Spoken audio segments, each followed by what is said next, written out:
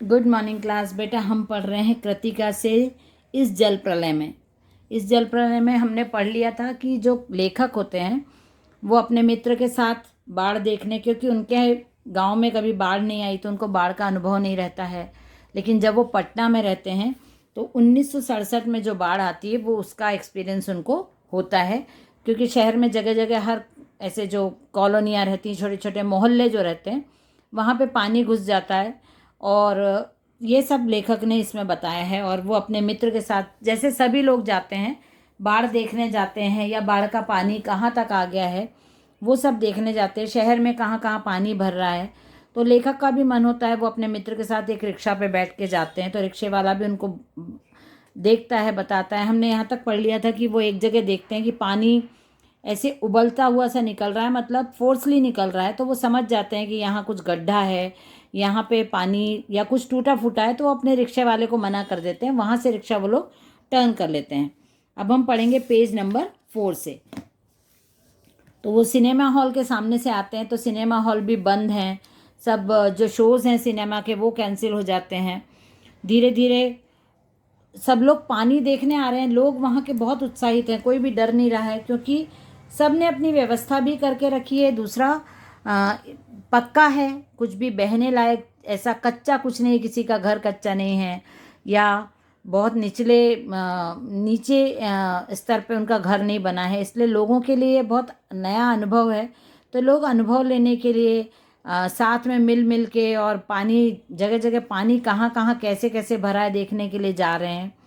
तो ये सब चीज़ें वहाँ पे पटना में लेखक ने अनुभव की। मैंने अपने आचार्य, एक व्यक्ति होता है अधेड़ सा, वो चिल्लाता रहता है वहाँ पे, देखा लेखक ने कि वो बोलता है, ई जब दानापुर डूब रहा था तो पटनिया बाबू लोग उलट कर देखने भी नहीं गए, अब बूझो। मतलब वो पटनिया बाबू मतलब पटना के लोगों को बोल रहा है। वो व्यक्ति थोड़ा मानसिक रूप से परेशान सा लगता है, दुखी लगता है, क्योंकि वो गरीब है। और वो बोलता है कि जब दानापुर मतलब गांव जब डूब रहा था तो कोई भी लोग देखने नहीं गए थे, आज देखो कितने लोग पानी को देखने आए हैं और मज़ा कर रहे हैं। तो लेखक बोलते हैं अपने मित्र को कि यही आम आदमी है, ये आम आदमी की पहचान है, आप इसको पहचान लीजिए। या आम आदमी हर जगह मिलेंगे, क्योंकि ये दुखी है अपने दुख से, और दूसरों को जब ये देख रहा है कि इन लोगों दूसरों को कोई फ़र्क नहीं पड़ रहा, तो वो अपने आप से दुखी होकर बड़बड़ा रहा है। शाम के 7:30 बज चुके थे। आकाशवाणी के पटना केंद्र से स्थानीय समाचार प्रकाशित हो रहा था। पान की दुकानों के सामने खड़े लोग चुपचाप उत्कर्ण होकर सुन रहे थे। पान की दुकान पे लोग खड़े हैं, वो जो बारिश वारिश देखने पानी देखने जा रहे हैं, वो लोग पान की दुकान पे खड़े हो गए हैं, क्योंकि वहाँ पे आकाशवाणी से न्यूज़ आ रही है। तो न्यूज़ में जो बताया जा रहा है लोग बहुत ध्यान से सुन रहे हैं। पानी स्टूडियो तक आ गया है, ऐसा न्यूज़ में बता रहे हैं आकाशवाणी से, कि जो रेडियो स्टेशन है वहाँ की सीढ़ियाँ भी डूब चुकी हैं पानी में। तो लोग थोड़ा सा चिंतित हो जाते हैं, थोड़ा सा लेखक हैं वो भी डर जाते हैं, लेकिन वहाँ के लोग बिल्कुल नहीं डरते। जो लोग आसपास खड़े रहते हैं वो हंसी मजाक कर रहे हैं, बातें कर रहे हैं। तो लेखक को लगता है कि ये लोग मेरे को देख के हंसेंगे। आकाशवाणी की सीढ़ियों तक पानी आ गया सुन के लेखक को थोड़ा सा मन में डर लग रहा था, लेकिन वो लोग बिल्कुल नहीं डर रहे थे जो आसपास थे। तो लेखक ने फिर भी अपने आप को थोड़ा सा कंट्रोल किया कि लोग मेरे ऊपर हंसेंगे कि मैं बाढ़ का पानी के वजह से डर रहा हूँ, घबरा रहा हूँ, तो ये लोग मेरी हंसी उड़ाएंगे। तो उन्होंने थोड़ा अपने ऊपर कंट्रोल किया। बस सब जगह लेखक और उनके मित्र घूम घूम के देख रहे हैं कि लोग बहुत एंजॉय कर रहे हैं, बातचीत कर रहे हैं, पानी देखने जा रहे हैं। बस दुकान वाले जो हैं वो अपने दुकान का सामान, क्योंकि बाहर भी रख देते हैं ना दुकान का सामान, तो दुकान का सामान अंदर रख रहे हैं या फिर ऊंचाई पर रख रहे हैं, ऐसा लेखक ने देखा। और मतलब लोग वहाँ के बहुत ऐसे एंजॉय कर रहे थे कि चलो एक बार आने दो, जोर से बारिश आ जाए, एक बार भर जाए पानी, ठीक से देखें। मतलब लोगों को बाढ़ की मुश्किल नहीं पता है, उन लोगों को अनुभव नहीं है, इसलिए वो सोच रहे हैं कि एक बार अच्छा जोर से बारिश का पानी आ जाए हमारे यहाँ तो देखी जाएगी क्या होगा। लेकिन उनको एक्सपीरियंस नहीं है, इसलिए बहुत नॉर्मली, बहुत लाइटली ले रहे हैं इस बात को। और राजेंद्र नगर चौराहे पर मैगजीन कॉर्नर की आखिरी सीढ़ियों पर पत्र पत्रिकाएं पूर्ववत बिछी हुई थी और लेखक ने सोचा कि अब एक हफ्ते तक क्या करेंगे, घर में ही रहेंगे, तो चलो कुछ मैगजीन्स वगैरह खरीद ली जाए और उन्हीं को पढ़ेंगे। तो बहुत सारी तरह तरह की बहुत सारे भाषाओं की किताबें थी वहाँ पे। और किताबों को छोड़कर कई हिंदी, बांग्ला, अंग्रेजी सिने पत्रिका लेकर लौटा। लेखक ने वहाँ से कुछ मैगजीन्स वगैरह खरीदी और अपने मित्र से विदा होते हुए कहा, पता नहीं कल हम कितने पानी में रहे, बहरहाल जो कम पानी में रहेगा वह ज़्यादा पानी में फंसे मित्र की सुधि लेगा। अपने मित्र को समझाया कि यदि ज़्यादा पानी में आपके यहाँ आएगा तो मैं आपकी हालचाल जानूंगा, और मेरे कॉलोनी में ज़्यादा पानी या ज़्यादा पानी का प्रकोप रहा तो आप मेरे हालचाल लेते रहिएगा। ऐसे बोलकर उन्होंने अपने मित्र से विदा ले ली, मतलब बाय बाय बोला, और अपने अपने घर को दोनों मित्र चले गए। फ्लैट में पहुंचे लेखक तो जनसंपर्क की गाड़ी लाउड स्पीकर से घोषणा करते हुए राजेंद्र नगर पहुंच चुकी थी। जनसंपर्क की गाड़ी मतलब जो ये करते हैं, बारिश में सेवाएं देते हैं, नगर निगम के लोग रहते हैं, नगर सुरक्षा समिति के लोग रहते हैं, वो एक जगह से दूसरी जगह जाके कॉलोनियों में जाके लोगों को क्या प्रॉब्लम है, पानी से किसी को दिक्कत तो नहीं हो रही, ज़्यादा पानी तो नहीं घुस गया, तो ये सब जानकारी लेते हैं और सावधान भी करते रहते हैं, लाउड स्पीकर से अनाउंसमेंट करते रहते हैं। क्योंकि ये अनाउंसमेंट सबसे पहले तो इसलिए भी होता है क्योंकि क्या होता है कि बाढ़ का जो मतलब बारिश के पानी से क्या होता है, नदियाँ बहुत ज़्यादा भर जाती हैं। सिटी में तो पानी, लेकिन नदी में जो नदी के ऊपर जो बांध बने रहते हैं, डैम्स बने रहते हैं, वो डैम में पानी कलेक्ट करके और पैक किया जाता है ना, तो बारिश की वजह से वो पानी ज़्यादा उसका वो बढ़ जाता है, लेवल बढ़ जाता है। तो क्योंकि डैम फट ना जाए इसलिए धीरे धीरे डैम का पानी सिटी में छोड़ते जाते हैं, और जब बारिश कंट्रोल होने लग जाती है तो वापस डैम के गेट बंद, पूरे डैम के गेट एक साथ नहीं खोलते हैं, जिससे बहुत सारा पानी सिटी में चला जाएगा और नुकसान होगा।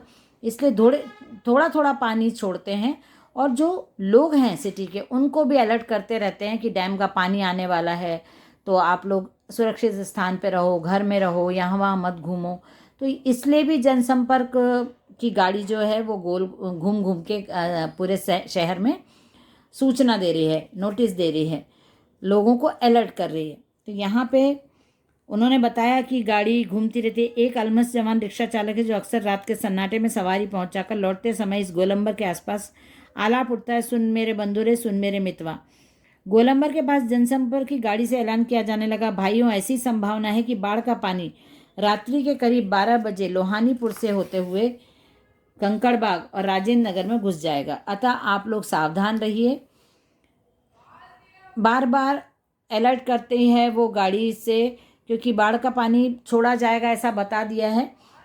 मैंने गृह स्वामिनी से पूछा, लेखक ने अपनी वाइफ से पूछा कि गैस के क्या हाल है, मतलब गैस है कि नहीं घर में, तो उनकी वाइफ ने बोला कि बस उसी का डर है, अभी है तो, लेकिन कुछ बोल नहीं सकते कब तक चलेगी। कैरोसिन भी एक बॉटल है, कैरोसिन मतलब घासलेट जिससे जलाया जाता है वो, और उन्होंने बोला कि स्टोव भी है, कोयला है, लेकिन कब तक कितना है बहुत कम है, क्योंकि गैस का कोई मीटर वगैरह नहीं होता, कोई मालूम नहीं रहता कितनी बची है, कितनी कम हो गई है या कितनी है, दिखता नहीं है, इसलिए मैं कुछ बोल नहीं सकती। तो लेखक ने बोला कोई बात नहीं, 1-2 दिन तो हम निकाल ही सकते हैं। बाढ़ का भी मतलब बारिश का भी यही हाल है कि यदि बाढ़ का भी कुछ मालूम नहीं रहता, कितना पानी बढ़ेगा कितना कम होगा, ये कोई मीटर नहीं रहता उसका, इसलिए हम उसके बारे में भी कुछ नहीं बोल सकते, लेकिन फिर भी हम सेफर साइड 1-2 दिन तो आराम से निकाल सकते हैं। तो वो फिर जो लाउड स्पीकर से जो अनाउंसमेंट होता है वो धीरे धीरे कम हो जाता है, चला जाता है, और लेखक फिर सब लोग अपने अपने घरों में रहते हैं। लेखक को दूसरे एक कॉलोनी से आवाज़ आती रहती, बहुत ज़्यादा लोगों की आवाज़ आती है, तो लेखक समझ जाते हैं कि शायद वहाँ पे पानी आना शुरू हुआ है, तो हमारे यहाँ भी रात में डैम का पानी छूटने से पानी का स्तर बढ़ेगा। फिर सोने की कोशिश करते हैं लेखक, तो उनको नींद नहीं आती है, सोचते हैं दवाई खा लें, तो भी डर लगता है कि नहीं दवाई नहीं खाना चाहिए, इतना ज़रूरी नहीं है। फिर वो कुछ लिखने का सोचते हैं क्या लिखूं, क्या ऐसा लिखूं, कविता लिखूं कोई, तो कविता का शीर्षक क्या होगा? बाढ़ आकुल प्रतीक्षा। मतलब ऐसा हेडिंग डालूं क्या जो लेख लिखूं उसकी कि मैं बाढ़ की प्रतीक्षा कर रहा हूँ? ये तो बहुत हंसी वाला सब्जेक्ट हो जाएगा, टॉपिक हो जाएगा कि कोई बाढ़ की प्रतीक्षा कैसे कर सकता है। तो उनको नींद नहीं आती, फिर उनको स्मृतियाँ, नींद नहीं स्मृतियाँ आने लगी, मतलब यादें, पुरानी याद उनको आने लगी। एक एक कर चलचित्र के बेतरतीब दृश्यों की तरह, चलचित्र मतलब फिल्मों में जैसे एक के बाद एक सीन्स आते हैं, वैसे उनके आंखों के सामने पुराने कुछ यादें आने लगी। 1947 1947 मनिहारी, अब पूर्णिया, तब पूर्णिया अब कटिहार जिला। अब कटिहार जिला है, तब पूर्णिया जिला था। वहाँ पे मनिहारी गांव के इलाके में गुरुजी के साथ गंगा मैया की बाढ़ से पीड़ित क्षेत्र में हम नाव पर जा रहे थे। ये लेखक बता रहे हैं, चारों ओर पानी ही पानी था। दूर एक द्वीप जैसा बालूचर दिखाई पड़ा, मतलब नाव से जा रहे थे ये लोग हेल्प करने के लिए, जो बाढ़ पीड़ित क्षेत्र रहते हैं वहाँ पर ही जाते हैं। तो उन्होंने देखा कि दूर से एक जगह दिखाई दे रही है, तो हमने कहा कि वहाँ चलकर जरा चहलकदमी करेंगे और टांगे सीधी कर लेंगे। तो भादुड़ी गुरुजी, इनके गुरुजी का नाम था सतीनाथ भादुड़ी। उन्होंने कहा कि हाँ ठीक है, लेकिन सावधान रहना पड़ेगा। ऐसी जगहों पर कदम रखने के पहले यह मत भूलना कि तुमसे पहले ही वहाँ हर तरह के प्राणी शरणार्थी के रूप में मौजूद मिलेंगे।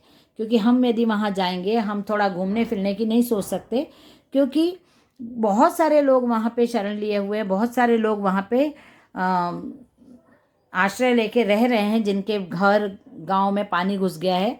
वो लोग अपने एनिमल्स को भी साथ में रख के वहाँ पे रेस्ट कर रहे होंगे, बैठे होंगे, क्योंकि उनके जो कुत्ते हैं पालते हैं, और गाय हैं, बैल हैं, बकरी हैं, इनको तो वो छोड़ नहीं सकते ना। घोड़े हैं तो वो अपने साथ लेके बाढ़ में बहने के लिए तो नहीं छोड़ सकते, तो अपने साथ लेके उनको रखा होगा। और जो लोग, जो जीव, जो प्राणी बिना आश्रय के रहते हैं, जो जंगल में ही रहते हैं, जैसे चींटी, कीड़े मकोड़े, सांप, बिच्छू, नेवला, सियार, लोमड़ी, तो ये भी तो वहाँ पे सूखी जगह में जाके वो करेंगे ना,